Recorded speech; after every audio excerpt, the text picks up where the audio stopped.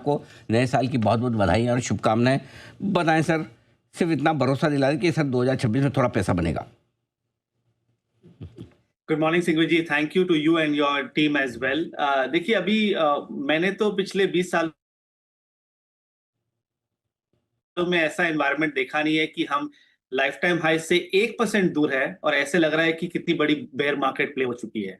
तो I think बहुत interesting सा सेंटिमेंटल सिनेरियो है और मुझे लगता नहीं है कि हिस्टोरिकली कभी भी मार्केट्स इस सिचुएशन से टॉप आउट किया है। इनफैक्ट अगर आप इंडिया विक्स को देखें तो वो कल 10 के लेवल के नीचे चला गया। तो इंडिया विक्स तो आपको ये कह रहा है कि actually there is no fear in the system, but लोगों के माइंड्स में काफी वीकनेस है। अभी मेन क्वेश्चन ये है कि जो रिसेंटली हुआ है, क्या ये कंसोलिडेशन है कि डिस्ट्रीब्यूशन है? मेरा मानना है कि ये एक हेल्दी कंसोलिडेशन है। बाजार जब 26,200 के 50 के आसपास गया तो वहां पर बेसिकली एक रुक गया है। वहां पर उसे एमुनेशन नहीं थी न्यूज फ्लो की। ग्लोबल मार्केट्स अब अच्छे हो गए हैं।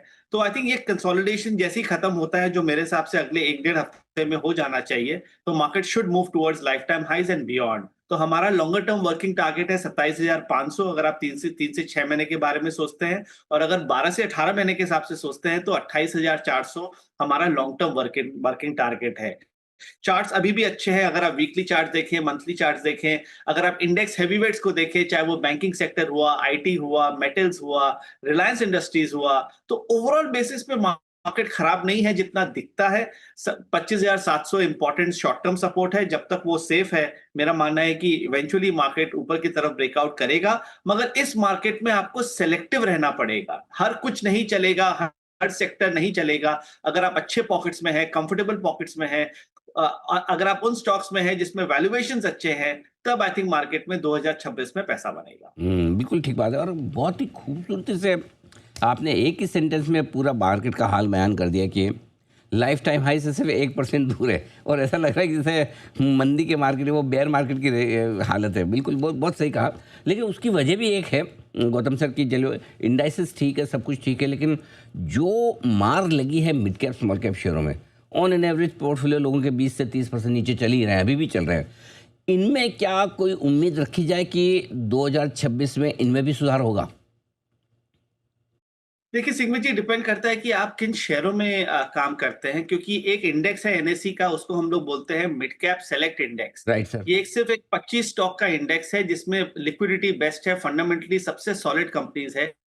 ये इंडेक्स भी अभी 2% लाइफ टाइम हाई से दूर है।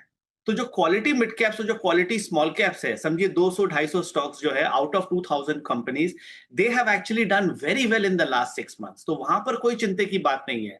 बट क्या लोगों का आदत हो गया है पिछले 5 सालों में ग्रेड बी, ग्रेड सी और ग्रेड डी स्टॉक्स में पैसा बनाने का, और उसमें पैसा अभी बन रहा नहीं है क्योंकि वहां पर म्यूचुअल फंड की बाइंग नहीं है और एचएनआई का इंटरेस्ट काफी कम है और मार्केट अपना इतना शैलो हो गया है कि थोड़ी बहुत भी सेलिंग आती है ये सब शेयरों में तो वो बहुत जल्दी से गिर जाते हैं। वही अगर आप टॉप स्टॉक्स को देखिए, max financial, Indian hotels, I can name many mid caps and small caps, वो काफी अच्छा कर रहे हैं। तो स्मॉल कैप और मिड कैप में डेफिनेटली कम बैक आएगा। आई थिंक एक ऐसे लेवल्स पे है जहां पर रिस्क रिवॉर्ड अच्छी है, but the key point is quality mid cap small cap में रहिए जहां पर वैल्यूएशंस अच्छे हैं, वो अच्छा करेंगे अगले 1 साल में। आपने बहुत सही कही कि मिड कैप स्मॉल कैप खरीदने भी हैं तो वो अच्छे वाले, बेहतर वाले, मतलब एकदम वो कचरा वाले ना खरीद लें जो कि चले ही ना। लेकिन हर बार जब थोड़ी मजबूती बनती है, तेज़ी बनती है, तो लीडरशिप भी बदलती है। इस बार की तेज़ी में लीडरशिप आपको कहाँ नज़र आती है? कोई सेक्टर, कोई स्टॉक्स जो आपको लगता है कि ये आगे रहेंगे, भागेंगे? देखिए लीडरशिप तो स्क्रीन पे क्लियरली दिख रहा है, वो बैंक्स के साथ है। आपने देखा कि बैंक निफ्टी ने क्या किया, और बैंक्स में भी पीएसयू बैंक्स ने आपने देखा क्या किया। एसबीआई 1000 के लेवल के पास है। कैनरा बैंक में मूवमेंट देखिए, यूनियन बैंक देखिए, बैंक ऑफ बड़ौदा देखिए।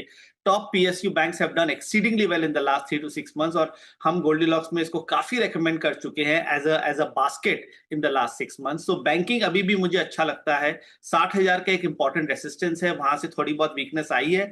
मुझे लगता है कि अगले अटेम्प्ट में 60,000 निकल जाएगा, और अगर वो होता है तो बैंक निफ्टी 67,000 तक जा सकता है। इंडियन मार्केट के लिए शुक्रवार का दिन तो काफ़ी अच्छा देखने को मिला था, लेकिन आगे भी यदि मंडे का मार्केट भी इसी प्रकार से रहता है तो फिर इंडियन मार्केट के लिए काफ़ी अहम साबित हो सकता है।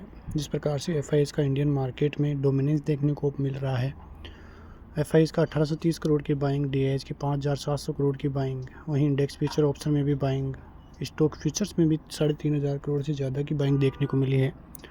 और यदि इसी प्रकार से FIIs का डोमिनेंस इंडियन मार्केट में रहता है तो आने वाले दिनों में इंडियन मार्केट की तरफ से काफ़ी अहम और पॉजिटिव खबरें फिर देखने को मिल सकती है।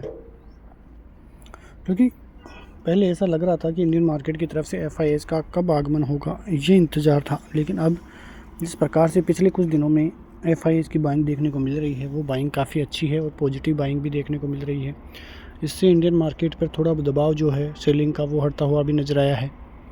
और यदि आगे भी कोई बड़ी बाइंग देखने को मिलती है तो फिर चीज़ें बदलती हुई नज़र आ सकती है और वहीं से इंडियन मार्केट में काफ़ी ज़बरदस्त रैली भी दिखाई दे सकती है। तो अब देखना ये होगा कि किस प्रकार की चीज़ें आने वाले दिनों में इंडियन मार्केट की तरफ से दिखाई देगी और ये चीज़ें बदलती हुई नज़र आएगी। कल सोमवार की बात करें तो यदि निफ्टी 26,050 का लेवल पार करता है तो फिर 26,170 और 26,250 तक के लेवल्स दिखाई दे सकते हैं। सपोर्ट जोन जो रहेगा वो रहेगा 25,910-920 का, और यदि नीचे के लेवल्स फिर से टूटते हैं तो 25,850 तक के लेवल्स दिखाई दे सकते हैं। तो देखना होगा कि किस प्रकार की चीज़ें इंडियन मार्केट की तरफ से दिखाई देगी और किस प्रकार से इंडियन मार्केट में डोमिनेंस दिखाई देगा। बैंक निफ्टी की बात करें तो बैंक निफ्टी यदि 59,200 का लेवल पार करता है तो 59,500, 59,800 तक के लेवल्स दिखाई दे सकते हैं। सपोर्ट जोन 58,800, 58,500 का रहता हुआ नज़र आएगा। काफ़ी अच्छी तरीके से बाइंग जो है मंडे के दिन दिखाई दे सकती है और यदि सपोर्ट जोन नीचे की तरफ टूटते हुए दिखाई देते हैं तो फिर दिक्कतें इंडियन मार्केट की तरफ से बढ़ती हुई दिखाई देगी और फिर इंडियन मार्केट में बड़ी सेलिंग भी देखने को मिल सकती है। लेकिन ऐसी तो कोई न्यूज़ नहीं है जिसकी वजह से लगे कि इंडियन मार्केट में कोई बड़ी सेलिंग दिखाई दे सकती है। सभी चीज़ें पॉजिटिव ही दिखाई दे रही है। आने वाले दिनों में भी यदि पॉजिटिविटी बढ़ती है तो वहाँ से इंडियन मार्केट की तरफ से काफ़ी अच्छा डोमिनेंस बायर्स का दिखाई दे सकता है। तो ये सभी चीज़ें कल मंडे के मार्केट के लिए काफ़ी अहम साबित होगी। मिलते हैं नेक्स्ट वीडियो में, तब तक के लिए जय हिंद।